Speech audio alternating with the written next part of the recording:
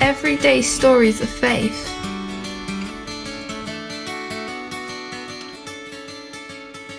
Hi there, my name is John and I'm married. 4 children, they're all grown up now, so we now have 8 grandchildren, the oldest of whom is a teenager, the youngest just a baby. I'm retired now, but I used to work as the church manager at Battle Baptist Church for quite a few years, and I'm now just an ordinary part of the Battle Baptist Church family. What was life like before you decided to follow Jesus? I was brought up in a Christian family, mum and dad and a brother. We all went to church, and I was once an angelic choir boy, if you can believe it, and went to Sunday school. Still got very happy memories, fond memories of that time. Went to a primary school and a secondary school, very, very stable background and a good childhood.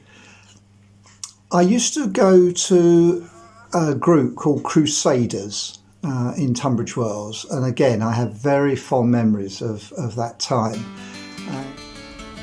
When and why did you choose to follow Jesus? I mentioned that I used to go along to a children's group called Crusaders, and it's now known as Urban Saints, and our youth group at Battle Baptist Church is affiliated to Urban Saints. However, the group I went to as a teenager, so we're talking of many years ago, was pretty well an all-boys group. It was great fun. We had all sorts of exciting games on Saturday nights, and on Sundays we'd met and there'd be Bible study and other things happening. And we went on a residential camp to the Isle of Wight, and stayed in a house owned by Urban Saints, owned by Crusaders, called West Ridge, I think, or something like that. Anyway, it was on that camp on the Isle of Wight that all the teaching that I'd received over many, many years as a child, and there I was at about the age of 14, and realised that it was important to make a decision for myself. It wasn't about my family, it wasn't about my friends, it was about myself.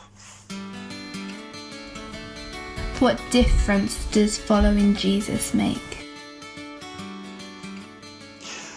And so, having made this decision that I wanted to follow Jesus for the rest of my life, I realised that would affect everything I did, every decision I made, every choice that came before me. I actually thought when I was a teenager that maybe one day I'd be a vicar or something, and that never worked. It sort of followed a path, and I started down the route of teaching and then working with young people.